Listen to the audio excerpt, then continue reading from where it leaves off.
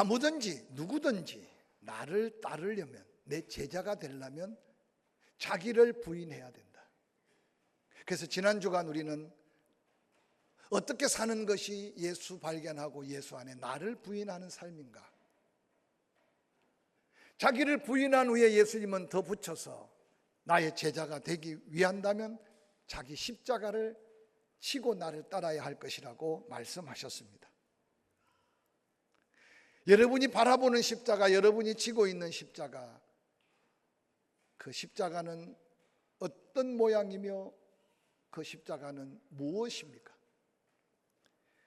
국어사전에 십자가를 이렇게 정의하고 있습니다. 예전에 서양에 죄인을 못 박아 죽였던 십자가의 형틀, 그것을 가리켜서 먼저 십자가라고 소개합니다.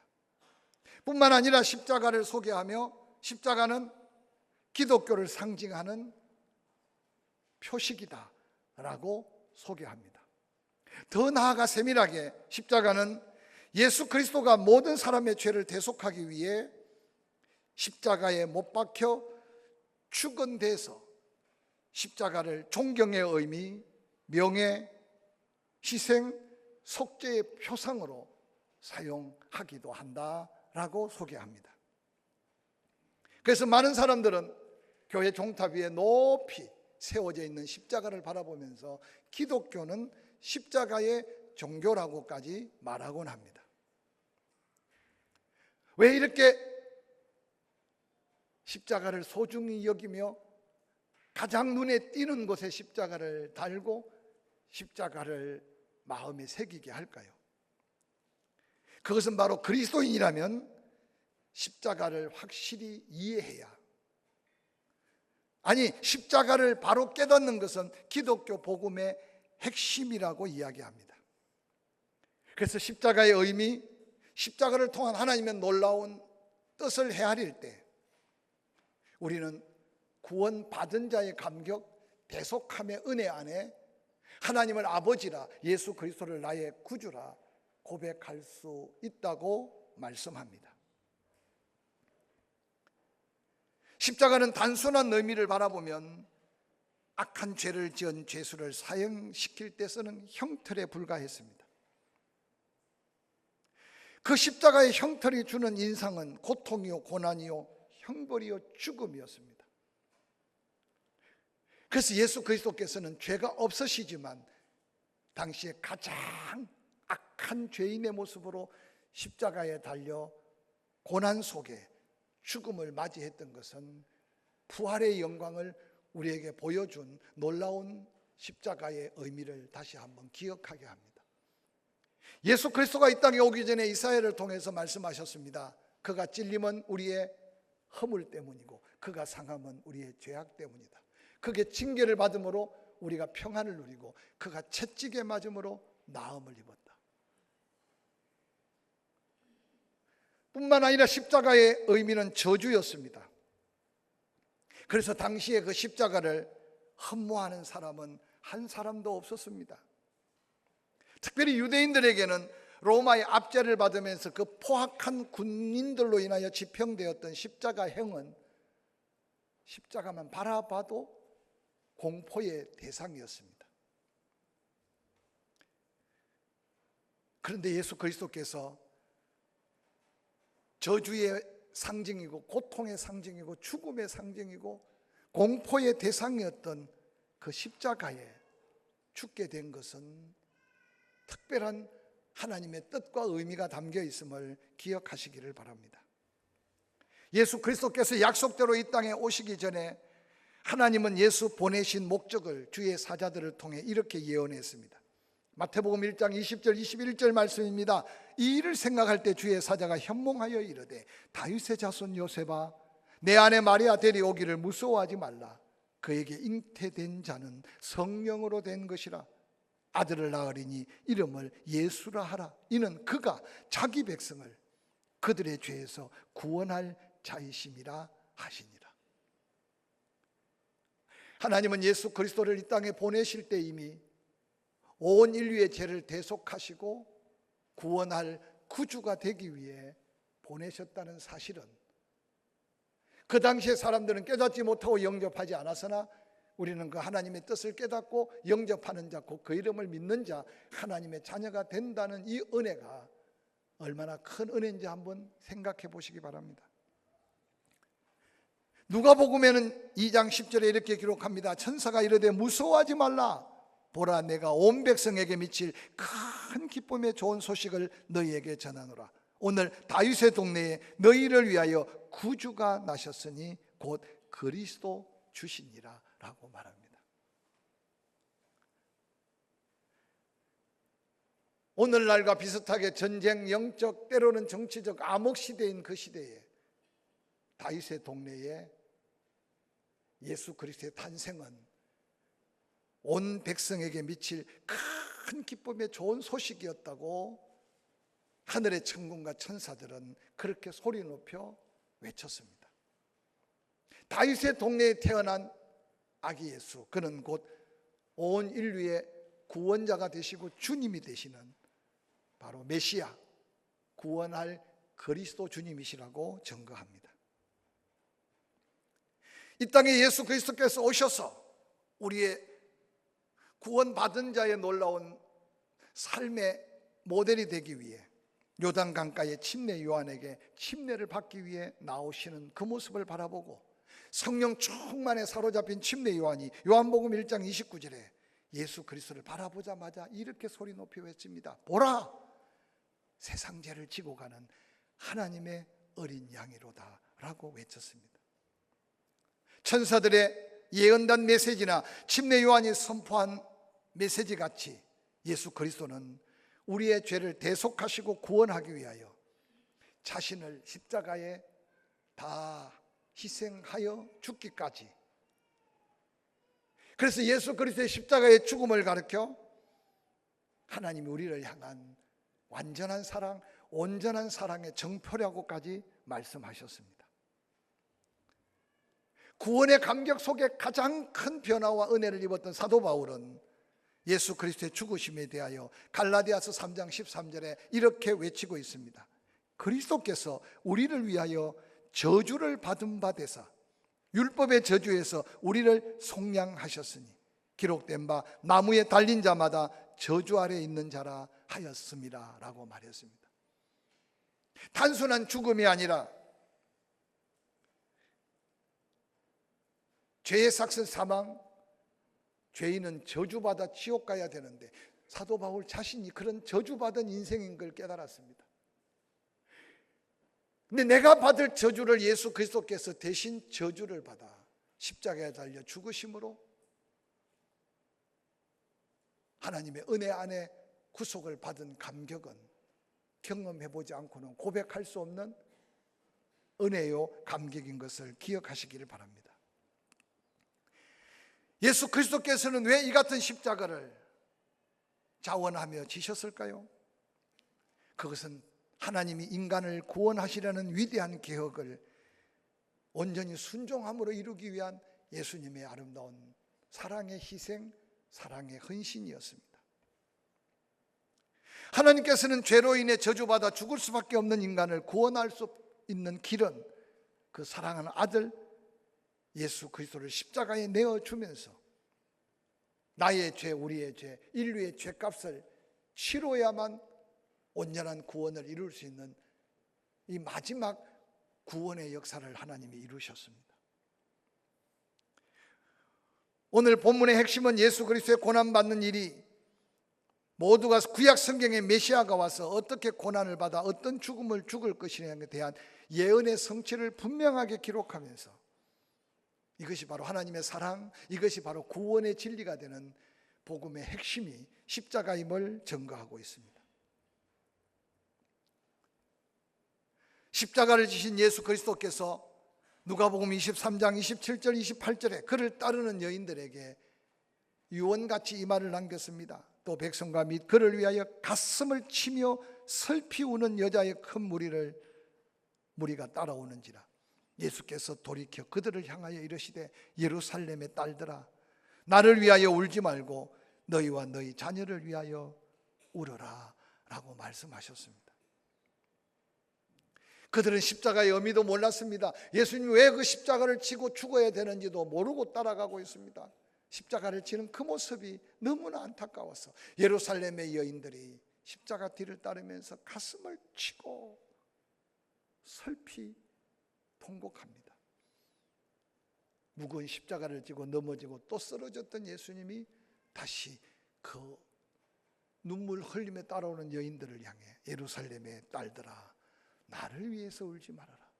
너희와 너희 자녀들을 위하여 울어라.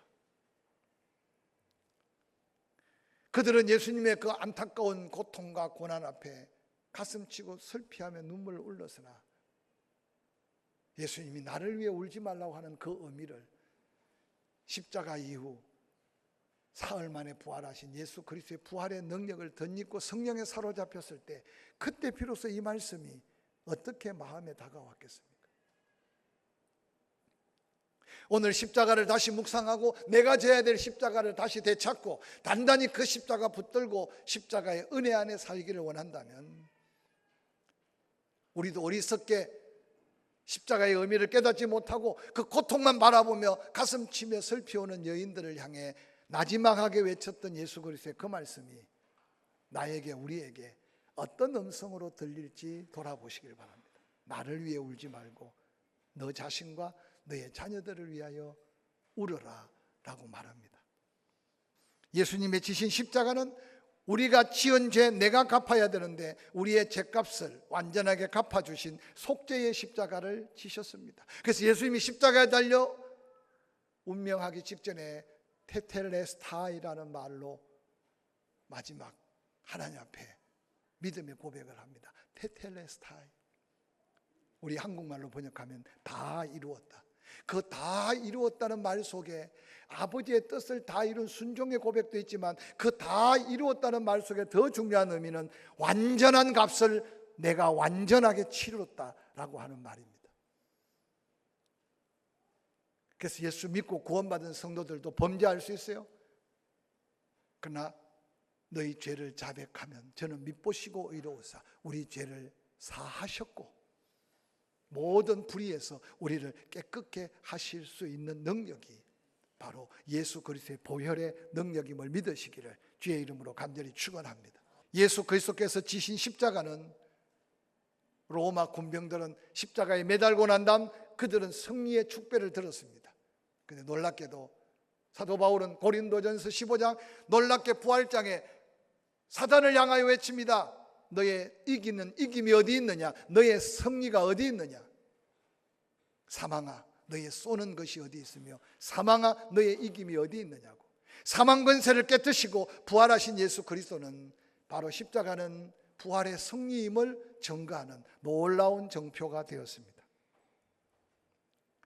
그 은혜를 덧입었던 사도 바울은 고린도 교회를 향해 이렇게 외칩니다. 고린도전서 1장 17절, 그리스도께서 나를 보내심은 침례를 베풀게 하려 하심이 아니요 오직 복음을 전하게 하려 하심이로되 말의 지혜로 하지 아니함은 그리스도의 십자가가 헛되지 않게 하려 함이라. 십자가의 도가 멸망하는 자들에게는 미련한 것이요 구원을 받은 우리에게는 하나님의 능력이라. 이어지는 고린도전서 1장 22절, 유대인은 표적을 구하고 헬라인은 지혜를 찾으나 우리는 십자가에 못 박힌 그리스도를 전하니 유대인에게는 끄리끼는 것이요 십자가를 그들이 못 박아 죽였으니까 이방인들에게는 미련한 것으로 보인다. 그러나 24절, 오직 부르심을 받아 구원받은 자들에게는 유대인이나 헬라인이나 그리스도는 하나님의 능력이요 하나님의 지혜라고 선포할 수 있다. 예수 그리스도께서 우리 위에 지신 십자가는 능력의 삶을 살게 하는 놀라운 하나님의 은혜입니다. 예수 그리스도의 십자가는 믿는 자에게 하나님의 능력이 함께하는 삶을 사는 증거라고 고백하고 있습니다. 다시 한번 내가 붙들어야 될 십자가가 무엇인지를 이 시간 다시 한번 찾는 시간이 되기를 주의 이름으로 간절히 축원합니다. 처음 예수 그리스도를 만나고 예수 그리스도께 부름받은 제자들의 모습을 누가복음 5장에서 살펴볼까요? 세베대의 아들로서 시몬의 동업자인 야고보와 요한도 베드로 고기 잡힌 걸 통해 놀랐다. 예수께서 시몬에게 이르시되 무서워하지 말라. 이제 우리는 내가 사람을 취하리라 하시니 그들이 배를 육지에 대고 모든 것을 버려두고 예수를 따르니라. 베드로뿐만 아니라 안드레, 야고보와 요한까지도 예수님의 기적 그 능력을 경험한 사람들은 예수님을 따르되 모든 걸 버려두고 복종하며 따를 수밖에 없었습니다. 27절은 이어서 그렇게 기록합니다. 그 후에 예수께서 나가사 레이라는 세리가 세간에 앉아있는 것을 보시고 나를 따르라 하시니 그가 모든 것을 버리고 일어나 따르니라. 일일이 제자들 12를 다 소개하고 있지 않지만 한 명 한 명, 이 말씀을 들으면서 여러분은 어떤 성령의 감동을 받고 어떤 사명의 부름을 받고 어떤 말씀이 내 마음의 삶에 도전이 되는지, 말씀의 거룩한 부담이 거룩한 변화로 이어나가지 못하는 연약한 믿음의 모습이 어떤 모습인지를 한번 돌아보시길 바랍니다. 그런데 진정 그 말씀이 하나님의 말씀이고 그 말씀이 예수 그리스도께서 십자가를 지고 나를 따르라는 말씀이라면 우리는 순종하고 복종하는 믿음이 내가 져야 될 십자가임을 잊지 않으시기를 주의 이름으로 간절히 축원합니다. 이어서 제 갈 길로 가던 인생들, 그들 앞에 예수님은 내가 길이다, 내가 생명이다, 내가 진리다 라고 하신 말씀이 나만 따라오기를 요청합니다. 갈릴리 바다에 고기 잡으러 나갔던 베드로, 두 배가 다 비어 있었어요. 그런데 예수님이 베드로 배를 선택하신 것을 우연으로 생각하지 마시기 바랍니다. 예수님의 관심은 베드로가 뒤집어지고 베드로가 깨어지고 베드로가 엎어져야 온 갈릴리 지역에 베드로를 바라보던 수많은 영혼들까지 살릴 수 있는 예수님의 마음을 우리는 헤아려 봐야 합니다. 예수님이 베드로의 배를 타는 순간 이제까지 그 배는 베드로가 선장이었어요. 아니, 베드로 생각대로 움직였던 배입니다. 그런데 예수님이 그 배를 타는 순간 놀랍게도 주인이 바뀌어버렸어요. 선장이 바뀌어버린 겁니다. 조금 뛰기를 청하니 베드로 자기도 모르게 기계처럼 피곤에 지쳐있는 몸인데도 원망 불평 없이 그 배를 갈릴리 호숫가의 많은 청중들과 보일 수 있는 곳에 띄어서 예수님을 설교하게 도왔습니다. 그리고 예수님이 베드로가 빈 배를 예수님이 더 잘 알고 계시잖아요. 비우신 분이 예수님이시니까 고기 잡으러 가자. 어디로? 깊은 데로. 낮에는 못 잡고 깊은데 못 잡는 줄 알면서도 베드로는 안 됩니다라고 말을 못해요. 왜냐? 거룩한 부담 속에 예수 그리스도가 주인이 되어버린 거예요. 깊은 데 가세요. 여기 그물을 내리라고. 그때 베드로가 한 말 하는 말이 너무나 중요합니다. 저는 늘 그렇게 그 본문을 묵상해요. 베드로가 고기 잡기 위해서 깊은데 그물을 내린 게 아니라는 사실을 기억해 보시기 바랍니다. 그는 베드로의 고백에서 찾아볼 수 있어요. 예수님,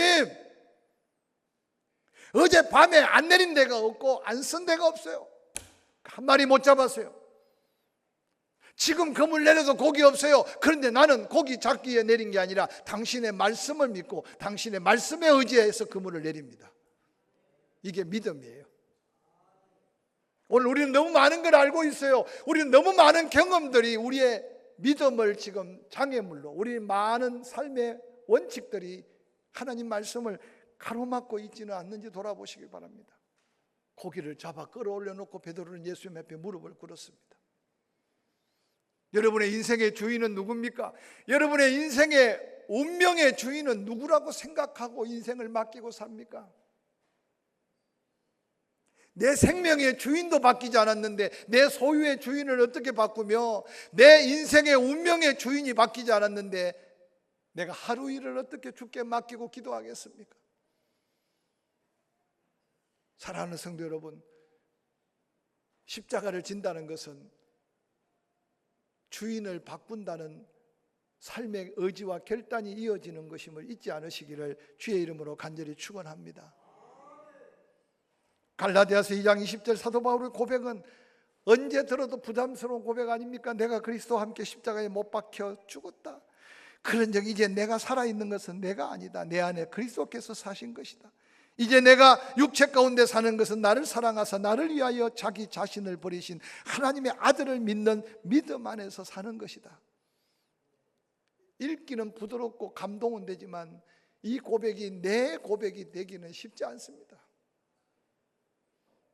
이 한 주간 이 갈라디아 2장 20절을 암송했다면 다시 한번 묵상해 보시고, 예수 믿은 지 10년 20년이 지나가도 이 갈라디아 2장 20절을 진정으로 암송하고 내 고백으로 고백하지 못했다면 내가 죽고 그리스도가 내 안에서 다시 사는, 내 삶에 바뀌어진 주인 앞에 내가 순종하는 걸음에 십자가를 다시 한번 붙들 수 있기를 주의 이름으로 간절히 축원합니다. 십자가는 저주의 상징이고 십자가는 죽음의 상징입니다. 그래서 십자가 없이는 부활이 없다고 말하지 않습니까? 예수님이 혹시라도 자기 십자가를 지고 따라가는데 혹시 여러분 중에 이 세 번째 십자가를 져야 될 사람도 있어요. 십자가는 한 방울의 물과 피도 남김없이 다 쏟아붓는 게 십자가입니다. 그 희생의, 그 고난의, 그 역경의 결과는 죽음입니다. 예수님이 왜 우리에게 그 십자가를 지라고 했을까요? 당신이 혼자 졌으면 됐지.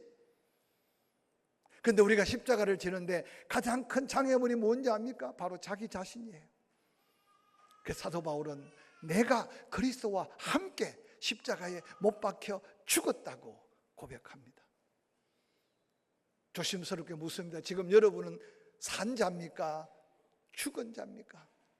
단지 피지컬 육체적으로는 살아있죠. 그런데 여러분 안에 예수 그리스도가 온전히 주인 되어 살기 위해서는 나의 옛사람이 죽어야 돼요. 그리스도와 함께 십자가에 못 박혀 죽음을 고백할 수 있어야 되고, 죽음의 증거가 나 삶에 나타나야 돼요. 할렐루야. 이 무더운 여름에 무거운 설교를 한 것 같아서 죄송하지만, 그게 다시 한번 자유를 누리고 다시 한번 기쁨을 누리고 다시 한번 삶의 승리를 외칠 수 있는 십자가의 능력을 회복하는 길임을 기억하시기를 바랍니다. 미국 펜실베니아 주의 한 작은 이야기가 그 지역 신문에 대서특필되었습니다. 경비행기가 비행하다가 야산 중턱에 어떤 물질에 부딪혀서 추락하면서 옆에 있는 건물 안에 사람들까지 많은 희생의 사고에 대한 이야기입니다. 그 사고를 조사하던데 깜짝 놀랄 일이 벌어졌습니다. 바로 그 경비행기가 부딪혔던 곳은 미국 감리교 훈련센터에 세우는 십자가 종탑에 부딪혔던 겁니다. 그곳을 지나가는 항로로 지나다니는 많은 비행사들이 깜짝 놀랍니다. 아니, 나는 그 언덕에 있는 빨간 그 십자가를 보고 도리어 고도를 높여서 늘 안전하게 운행했는데, 아니 우리에게 그렇게 안전하게 운행했던 그 십자가 종탑이 어떻게 사고의 원인이 될 수 있느냐고. 그래서 조사위원들이 그 말을 듣고 자세히 조사해 보니까 세상에 그 십자가에 불이 빨갛게 들어있을 때는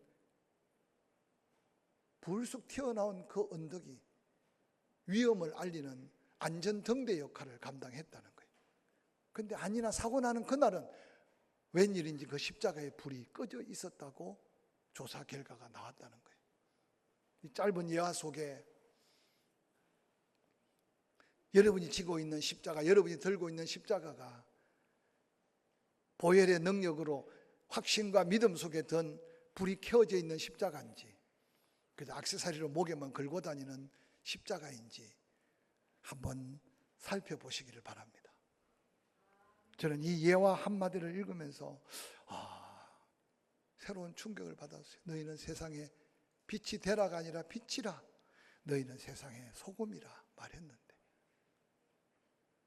이 한 주간 무더위에 찐눌리고 여러 가지 짜증나는 수많은 사람들 곁에 내가 죽으면 모든 은혜가 나를 통해 흘러넘치는 이 놀라운 평안과 기쁨이 여러분의 아름다운 십자가의 불빛을 비춰줌으로 사람을 살려가는 여러분의 십자가를 다시 한번 드러내기를 주의 이름으로 간절히 축원합니다.